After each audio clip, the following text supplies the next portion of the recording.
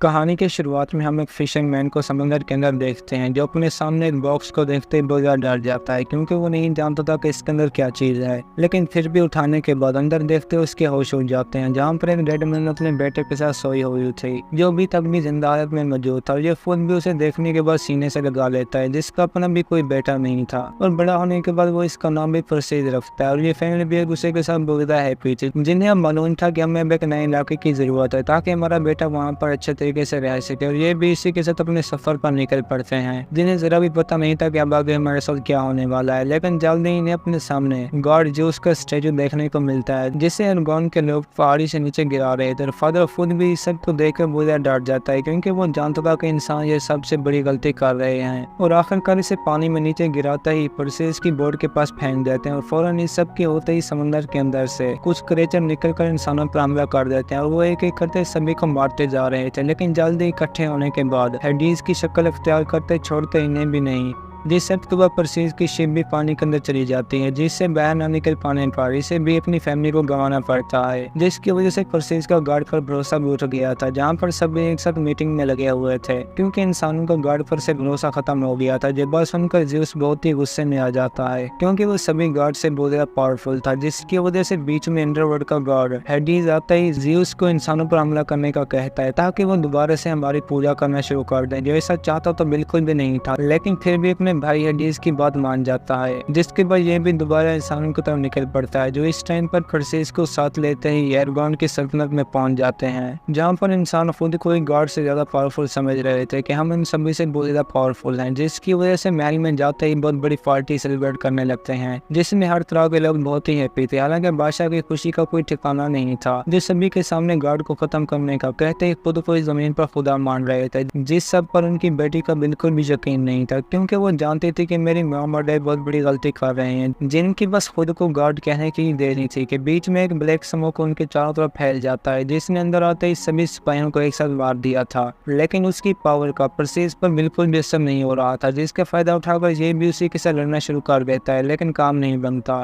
क्योंकि हेडीज ने ही उसकी फैमिली को मारा था। जब परसेस को बाहर फेंकता है, रानी के पास जाकर उसे वहीं पर बहुत बुरी औरत बनाकर मार देता है। और इसी भी परसेस को भी अंदर तलवार उठाते वक्त एक लड़की रोक लेती है कि ये तुम्हारे लड़ने का टाइम नहीं है, जिसके बाद हेडीज भी सभी लोगों के अंदर डर पैदा करने के लिए आज से 10 दिन बाद एक मॉन्स्टर छोड़ने का कहता है, जो इस पूरी एरगोन की सल्तनत को तबाह कर देगा, और कोई भी इंसान उसे बच नहीं पाएगा। लेकिन रोकने का भी एक तरीका था, जिससे से बादशाह की बेटी की बलि ही रोक सकती थी, जिसके लिए वो कभी भी मानने वाला नहीं था। लेकिन जाने से पहले हमें भी एक और बात का पता चलता है कि परसेस भी कोई और नहीं बल्कि गॉड ज़्यूस का ही बेटा है, जिसे सुनने के बाद सभी हेडीज के ज्यादा ही गुस्से में आ जाता है, क्योंकि वो जान चुके थे कि हमारी इस गलती की सजा मौत है। जिसके बारे में सुनने के बाद परसेस बताता है कि मैं उनसे मॉन्स्टर के साथ लड़ने में मदद करूंगा, जिसके लिए रानी भी मान चुकी थी, और ये भी उसे जेल में ला कर देते हैं, जहाँ पर इसकी मुलाकात दोबारा से हाल में मिलने वाली लड़की के साथ होती है, जो बहुत ही प्यारी होने के साथ साथ खूबसूरत भी थी, और उसे परसेस की लाइफ के बारे में भी सारी जानकारी थी। हालांकि परसेस को बचपन में फादर तक पहुंचाने वाली भी यही लड़की थी, जिसका नाम लो था, और वो इसे एक बादशाह की कहानी सुनाने लगती है, जिसकी पहाड़ों के दौरान बहुत ही खौफनाक सल्तनत थी, और इसे मारने के लिए गॉड भी सोचा करते थे। लेकिन ज़्यूस ऐसा नहीं चाहता था, जिसकी वजह से वो एक दिन परसेस की माँ के पास हस्बैंड बनकर टाइम स्पेंड करता है, जिसके बारे में जानने के बाद बादशाह गुस्से में आता ही रानी को बच्चा पैदा होने के बाद बॉक्स में ला करते ही समंदर के अंदर फेंक देता है। हालांकि उसे खुद भी एक लाइट में बहुत जख्मी कर दिया था, लेकिन मरा फिर भी नहीं था, जिसकी वजह से सभी शहर से बाहर मदद ढूंढने के लिए तैयार होने लगते हैं। और अब परसेस के पास भी एक साथ इंसान और गार्ड की पावर थी, जिसे पूरी तरह सोल्जर बनाते ही ये भी आगे की तरफ जाने लगते हैं, जिन्हें रोकने वाले लोग भी बहुत ज्यादा मौजूद थे, लेकिन ये किसी की भी नहीं सुनते, क्योंकि उन्हें इस वक्त सिपाहियों की बहुत ज्यादा जरूरत थी, जिसकी वजह से ये भी मदद ढूंढने के लिए 2 और आदमी को अपने साथ शामिल करते रवाना हो जाते हैं, जो नहीं जानते थे कि इस सफर में हमारे साथ क्या होने वाला है, लेकिन रुकते फिर भी नहीं। और अब दूसरी तरफ हेडीज भी परसेस की मौत को मारने वाले के पास पहुंच जाता है, जो इस वक्त भी जिंदा हालत में मौजूद था, और उसे परसेस के बारे में सारी जानकारी दे देता है कि तुम्हें हर हाल में उसको मारना होगा, क्योंकि बादशाह खुद भी इस बच्चे को बिल्कुल पसंद नहीं करता था, जिसकी वजह से उसे अपनी बीवी की जान लेनी पड़ी, और ये खुद भी अब पहले से बहुत बुरी हालत में था, जिसे हेडीज अपनी पावर देते ही पावरफुल बना देता है, क्योंकि वो हर हाल में ज़्यूस को मारना चाहता था, ताकि उसकी जगह पर बैठकर हुक्मरानी कर सके, जिसके बारे में परसेस को बिल्कुल भी पता नहीं था। जिन सभी के साथ इस सफर में लोग भी शामिल थे, जिसकी वजह से इब्रिस नाम का एक आदमी परसेस के पास जाते ही उसे लड़ने की ट्रेनिंग देने करने लगता है, जो नहीं जानता था कि मैं खुद गॉड हूँ। लेकिन जल्दी बार बार हारने के बाद आखिर में पावर के इस्तेमाल से एग्रिस को एक ही झटके में नीचे गिरा देता है। और अब ज़्यूस को भी अपने बेटे के बारे में पता चल चुका था कि वो अभी तक भी जिंदा हालत में है, जिसकी वजह से जंगल में परसेस को बेचते ही एक जादुई तलवार दिखा देता है जो कि बहुत ही पावरफुल थी। और एग्रिस भी जान चुका था कि ये परसेस के लिए गॉड ज़्यूस का एक तोहफा है, जिसे वो खुद की बजाय उसी वक्त एग्रिस को दे देता है, क्योंकि इस जंगल में फ्लाइंग हॉर्स भी मौजूद थे जिनको देखकर परसेस के अपने भी होश उड़ जाते हैं। और लोग इसे ये भी बताती है कि इन घोड़ों पर आज तक किसी भी इंसान ने सवारी नहीं की, जिसकी वजह से दोनों एक साथ ब्लैक हॉर्स को प्यार करने लगते हैं। जिनकी दूसरी तरफ बादशाह ने भी जंगल में आने के बाद सिपाहियों पर हमला कर दिया था, और वो छोड़ता परसेस को भी नहीं, जिसे लड़ाई के दौरान काटते ही बहुत बुरी तरह जख्मी कर देता है। और वो पारी भी इन सभी पर बहुत भारी रहा था, जिसके बाद परसेस को मारने ही वाला था कि बीच में एग्रिस आते ही उसका हाथ काट देता है। लेकिन इस सब के बाद आगे जाने पर परसेस खुद भी बहुत बड़ी मुश्किल में आ जाता है, क्योंकि अब बादशाह के हाथ वाली जगह पर खून गिरते ही अंदर से बिच्छू निकलना शुरू कर देते हैं, जो कि बहुत ही खतरनाक होने के साथ साथ साइज में भी बहुत ज्यादा बड़े थे, जिनसे लड़ पाना इंसानों के बस में बिल्कुल भी नहीं था। लेकिन ये फिर भी हार नहीं मानते, जिसमें इंसानों ने कुछ को मारने के साथ साथ अपने साथियों की भी जान गंवाई,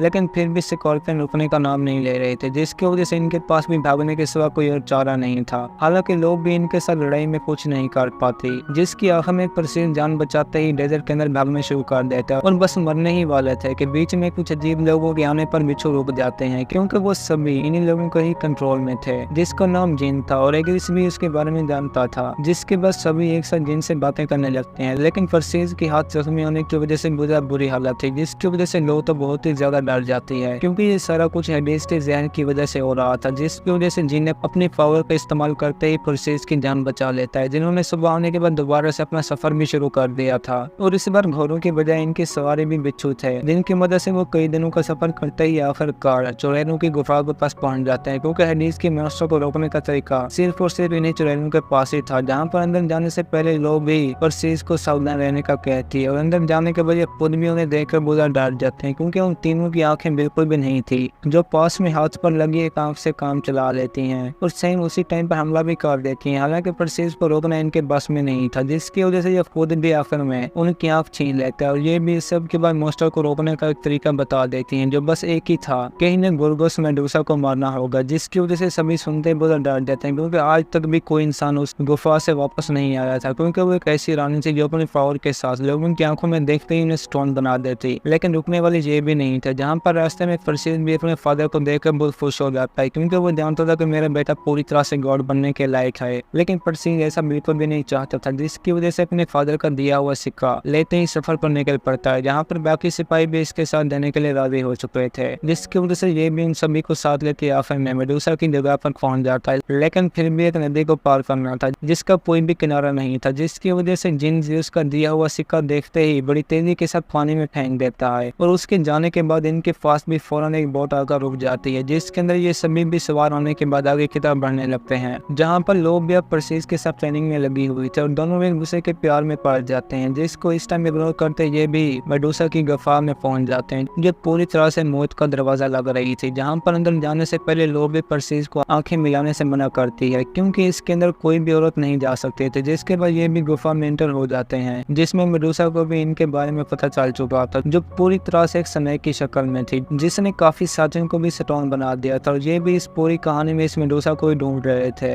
जिसने एग्रिस को पहले से बुरा जख्मी कर दिया था। लेकिन आखिर में परसेस अपनी ढाल के साथ मेडुसा को देखते ही आंखें बंद करते सर उड़ा देता है, जो सीन बहुत ही कमाल का था, जिसे बाहर ले आने के बाद वो लोगों को भी दिखाकर बहुत हैप्पी कर देता है। लेकिन अचानक बीच में पीछे से बादशाह आते ही लोगों को वहीं पर मार देता है, जो बात परसेस बिल्कुल भी बर्दाश्त नहीं कर पाता, जिसकी वजह से बादशाह के साथ लड़ते ही जख्मी करने के बाद अपने फादर की तलवार से वहीं पर मार देता है। लेकिन अब लोगों का बच पाना भी बहुत मुश्किल था, जिसके आखिर में जाने के बाद ये भी फ्लाइंग हाउस पर बैठे एर्गोन की तरफ निकल पड़ता है, जिसके बारे में सभी गॉड को भी पता चल चुका था, क्योंकि शहर में भी सभी लोगों ने रानी को विजय देने के लिए तैयार कर लिया था। और ऊपर से मॉन्स्टर भी अंदर आने के बाद पूरे शहर को तबाह करता जा रहा था। लेकिन रास्ते में परसेस पर भी हेडिस के क्रेचर ने हमला करना शुरू कर दिया था, और वो मेडुसा का सर भी परसेस से छीन लेते हैं। लेकिन ये भी रुकने वाला नहीं था, जो आखिर में क्रेचर के ऊपर जंप लगाता ही नीचे गिर जाता है, क्योंकि मॉन्स्टर भी पूरे शहर में तबाही मचा चुका था, जिसकी वजह से रानी के सामने आता देखते ही मेडुसा के सारे के पावर्स उसी वक्त सटवन बना देते हैं और उसके पानी में गिरने से रानी भी समंदर के अंदर गिर जाती है, जिसकी वजह से परसेस को भी उसी के अंदर जंप लगाना पड़ता है, जिसने सामने आने पर अपने अंकल हेडिस को भी फादर की दी हुई तलवार के साथ मार कर दोबारा अंडरवर्ल्ड में भेज दिया था। जो दोनों अब आफर में किनारे पर होश में आते ही बहुत हैप्पी थे, जिसे रानी एर्गोन का राजा बनने की भी ऑफर करती है, लेकिन ये उसे रिजेक्ट करते फादर के पास चला जाता है, जो अपने बेटे के इस प्लान की वजह से बहुत ही हैप्पी थे और इतना भी जानते थे कि हेडिस अब भी अंडरवर्ल्ड में मौजूद है, जो एक दिन जरूर वापस आएगा, जिसके पास अब फादर घोड़ा तलवार होने के साथ साथ तीसरी चीज भी पूरी कर देता है, जो थी लो, जिसे ज़्यूस ने अपने बेटे के लिए दोबारा जिंदा किया था। और इसी के साथ हमारी भी आज की ये कहानी खत्म होती है। दोस्तों, अगर आपको हमारी कहानी पसंद आई हो तो वीडियो को लाइक और चैनल को सब्सक्राइब जरूर कीजिए।